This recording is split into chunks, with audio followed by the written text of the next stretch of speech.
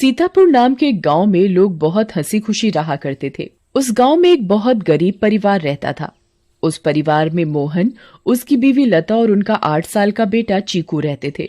मोहन को पीने की बहुत बुरी आदत थी। वो सुबह शाम बस शराब पीता और जुआ खेलता रहता था। मोहन की एक छोटी सी किराने की दुकान थी।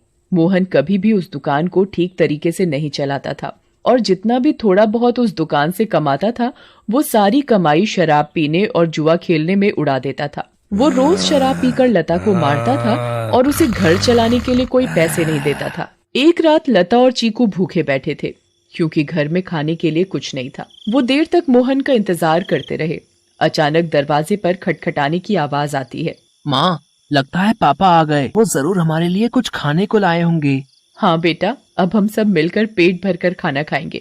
लता जल्दी से दरवाजा खोलने जाती है। जैसे ही वो दरवाजा खोलती है तो देखती है कि मोहन के दोस्त मोहन को पकड़कर खड़े हैं और मोहन नशे की हालत में है। अरे भैया, इतनी रात को आप लोग? अरे भाभी जी, क्या बताएं, आज तो मोहन ने हद ही कर दी। इतनी शराब पी रखी थी कि इसे इतना भी होश नहीं था कि ये कहाँ पड़ा है। हम इसे चौराहे पर से उठा कर लाए हैं। अगर कोई गाड़ी वाला कुचल जाता तो बताओ, आप लोगों की तो जिंदगी खराब हो जाती। हाँ भाभी जी, बस आप लोगों का सोचकर हम इसे यहाँ ले आए, वरना तो इसका सबके साथ ऐसा व्यवहार है कि कोई इसकी मदद ना करे। मोहन के दोस्त मोहन को कमरे में ले जाकर लिटा देते हैं और वहाँ से चले जाते हैं। बेटा चीकू, आज हमें फिर से भूखा ही सोना पड़ेगा। मैं तेरे पापा के भरोसे तुझे और भूखा नहीं रख सकती। अब मुझे ही कुछ काम करना पड़ेगा। तू बस आज थोड़ी सी भूख बर्दाश्त कर ले। ठीक है माँ। चीकू और लता दूसरे कमरे में सोने चले जाते हैं। तभी मोहन नींद में बड़बड़ाने लगता है। थोड़ी देर बाद मोहन को होश आता है और वो खुद को अपने घर में पाता है। अरे ओ लता, कहाँ मर गई? मुझे बहुत तेज भूख लगी है, चल जल्दी से मेरे लिए खाना लेकर आ। लता बहुत गहरी नींद में सोई हुई होती है और उसे मोहन की आवाज सुनाई नहीं देती। मोहन 4-5 बार आवाज देता है पर लता नहीं उठती। मोहन गुस्से से लाल हो जाता है और कमरे में रखे एक मोटे से डंडे को उठाता है और दूसरे कमरे में जाता है जहां लता और चीकू सो रहे होते हैं। वो डंडे से लता को बुरी तरह पीटने लगता है। लता अचानक नींद से उठ खड़ी होती है। बचाओ बचाओ, मुझे मत मारो। मैंने क्या किया? मेरी क्या गलती है जो आप मुझे ऐसे बुरी तरह मार रहे हो? मैं आधे घंटे से आवाज दे रहा हूँ कि मुझे खाना दे दे और तू यहाँ घोड़े बेचकर सो रही है, हैं? ऊपर से मेरे साथ जुबान लड़ा रही है। मोहन लता को बहुत मारता है।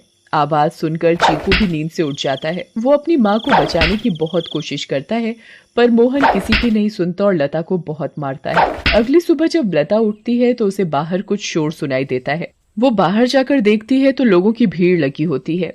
लता पास जाती है और पूछती है, क्या हुआ रजनी भाभी? अरे तुम्हें नहीं पता क्या? क्या नहीं पता, बताओ क्या हुआ? यही कि चंपा के पति को कल रात एक चुड़ैल उठाकर ले गई। क्या? ये कैसी बातें कर रही हो भाभी आप? चुड़ैल वुड़ैल कुछ नहीं होता। आप भी किसी की बातों पर यकीन कर रहे हो। यकीन कैसे ना हो बहन, मैंने खुद अपनी आंखों से उस भयानक चुड़ैल को देखा है। उसके लंबे बाल, लंबे लंबे नाखून और दांत, उसकी लाल आंखें और डरावना चेहरा मैं कभी नहीं भूल सकती। जब मैं आधी रात को पानी पीने के लिए उठी तो थोड़ी ठंडक लेने के लिए खिड़की पर खड़ी हो गई थी और तभी मैंने देखा कि एक चुड़ैल चंपा के पति को हवा में उड़ाकर ले जा रही है। ऐसी बात है तो हमें संभल कर रहना होगा और शाम होते ही अपने घर के खिड़की दरवाजे बंद करने होंगे। अब बिल्कुल सही कहा लता भाभी आपने। सब अपने घर चले जाते हैं। लता भी काम ढूंढने निकल पड़ती है। वो घर घर जाकर काम मांगती है पर उसे कहीं काम नहीं मिलता। अंधेरा होने लगता है और आखिर में उसे सरपंच मिलता है। क्या हुआ लता, बड़ी परेशान दिख रही है? बस क्या बताऊं सरपंच जी, चीकू के पापा का तो सभी को पता है कि वो ठीक से कमाते तो है नहीं और जो कमाते हैं उसे दारू में उड़ा देते हैं। इसीलिए मैं ही काम ढूंढ रही हूँ ताकि अपना और अपने बच्चे का पेट भर सकूं। ऐसी बात है तो मेरे पास एक काम है। मेरी माँ बहुत बड़ी हो गई है और बिल्कुल चल फिर नहीं सकती। मैं उनकी देखभाल के लिए किसी को देख रहा था, पर अगर तुम चाहो तो तुम ये काम कर सकती हो। मैं तुम्हें महीने के 2000 रुपए दूंगा। आपका बहुत बहुत धन्यवाद। बस एक दिक्कत है कि तुम्हें देर रात तक रुकना होगा, जब तक कि वो सो नहीं जाती। मुझे मंजूर है सरपंच जी। ये लो फिर 500 रुपए और कल से आ जाना। लता खुशी खुशी घर जाती है और ये बात चीकू को बताती है। दोनों बहुत खुश हो जाते हैं। तभी वहाँ मोहन आ जाता है। क्या बात है? किस बात की इतनी खुशी मनाई जा रही है? मुझे उनकी बड़ी माँ का ध्यान रखना होगा, जिसके बदले वो मुझे पूरे 2000 रुपए देंगे। तू कहीं भी जाकर मर, मुझे कोई फर्क नहीं पड़ता, बस मुझे दारू पीने के लिए पैसे मिलने चाहिए। तभी मोहन को लता के हाथ में कुछ पैसे दिखते हैं। मोहन वो पैसे लता से छीन लेता है। लता बहुत रोती है और अपने पैसे मांगती है, पर मोहन उसकी एक नहीं सुनता और दारू पीने चला जाता है। लता उन पैसों में से कुछ पैसे अपने पल्लू में पहले से ही बांध लेती है, जिसका वो घर का राशन ले आती है। उस दिन लता और चीकू पेट भरकर खाना खाते हैं, चैन की नींद सोते हैं। दूसरी ओर चुड़ैल का आतंक शुरू हो जाता है। वो आसमान से आती है और गांव वालों के घरों के ऊपर उड़ती रहती है। वो कभी किसी के घर के ऊपर तो कभी किसी और के घर के ऊपर अपने शिकार की तलाश में उड़ती रहती है।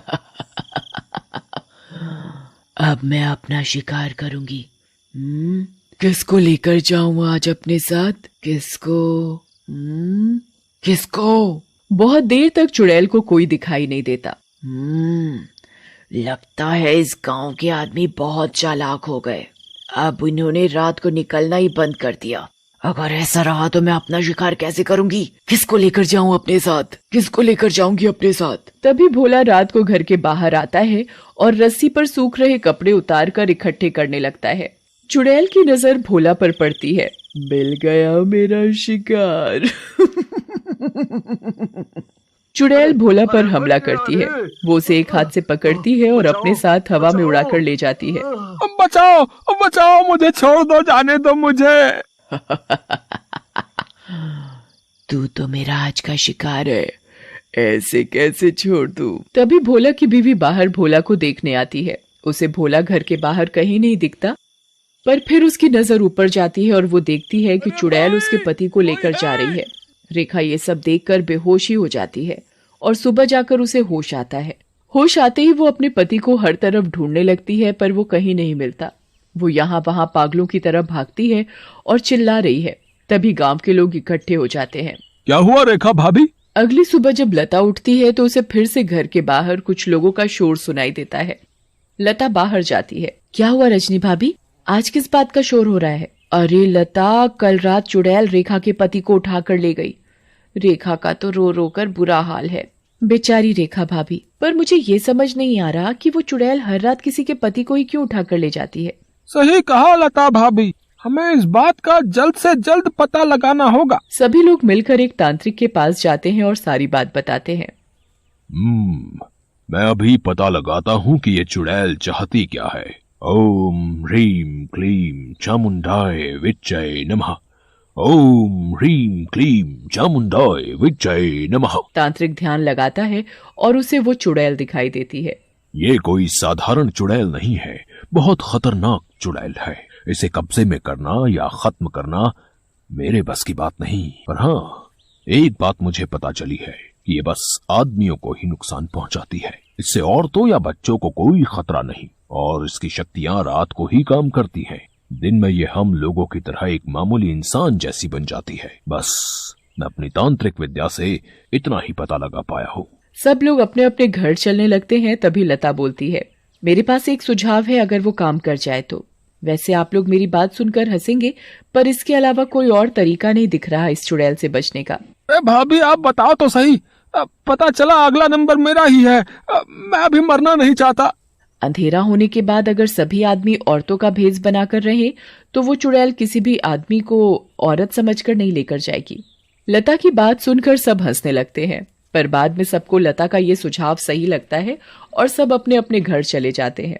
लता भी अपने घर चली जाती है। वो मैं कह रही थी कि गांव में चुड़ैल का आतंक बहुत बढ़ रहा है। वो हर रात एक आदमी को ले जाती है। तो गांव वालों ने तय किया कि सब आदमी अंधेरा होते ही औरतों के कपड़े पहन लेंगे ताकि वो चुड़ैल उन्हें औरत समझकर छोड़ दे। तेरा दिमाग तो ठिकाने है या पागल हो गई है? कोई बेवकूफी होगा जो ऐसा करेगा। मोहन लता की एक नहीं सुनता और चला जाता है।